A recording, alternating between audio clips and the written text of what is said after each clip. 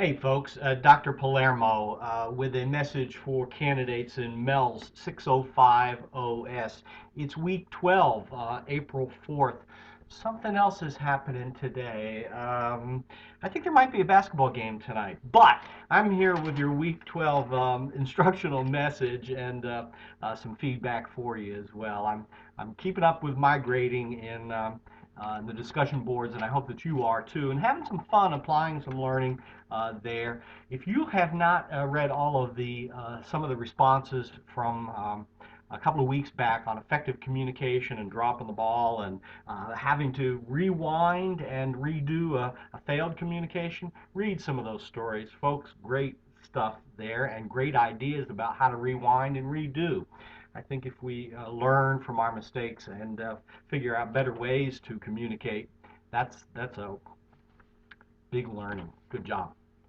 In week 12, the Hersey and Glickman content go over a couple more interesting ideas and concepts in terms of management. And I'm thinking mostly management in the building, but central office, wherever. Chapter 14 in Hersey is about managing performance. And often we're coaching folks to try to get better instructionally, but sometimes you're also just, you are, as the supervisor in the building, as an assistant or principal, you have to supervise other people and manage their performance. So on something as silly as a dress code, how do you manage such that teachers' performance is as effective and the best that it can be, as well as providing the services needed to the children? We're there to teach the kids, and when does behavior or dress get in the way? You choose. And here, for the Chapter 14 case study, I've asked you to again be the principal and respond to Rebecca Q.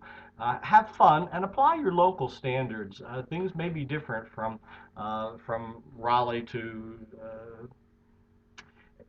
apply your local standards and use the Achieve model.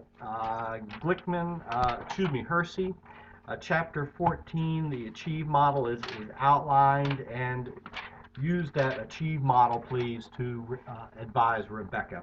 It's on page 260 in my book, Ability, Clarity, Health, Incentive, Evaluation, Validity, Environment. Use that outline to respond to Rebecca, please. And then in Glickman, chapter 20 on facilitating change, a SWOT, a strengths, weaknesses, opportunities, threats analysis, is a way to think about the big picture of your school. And if you're trying to facilitate change, chapter 20 is on being the leader again and facilitating change in a school. 291, change is the result of collaborative efforts among leaders, teachers, and representatives of the community. It sounds a whole lot like school improvement and that continuous improvement process that's embedded in your artifacts and also in most school improvement processes throughout the region. Anyway, you're going to use the bulleted list from figure 2001. In chapter 20, figure 2001 is norms present in school cultures of continuous improvement. Use that use that list of 12 items on page 297 in order to do the strengths, weaknesses. So, distributed supported leadership, is that a strength in your school? Is it a weakness? Is it an opportunity or a threat? Go through the 12 items and make columns, make a chart, categorize, and then make some recommendations too. So again, asking in both of these dialogues for the upcoming week for you to use the content in our text and apply it to your schools or in a case study to someone, an imaginary teacher in your school. Hersey chapter 14, Glickman chapter 20. Have some fun with those dialogues. I look forward to reading your responses, and give me a shout out if you have anything that you need. Here's a shout out. Forgot to say this almost. We were talking about PLCs and leading effective teams, as well as Common Core last week. A shout out to Matthew Crummy for his diagnosis of his school's PLCs and the leadership fix. Matt, you sound like a guy who's ready to lead a school. Thank you, and have a great week.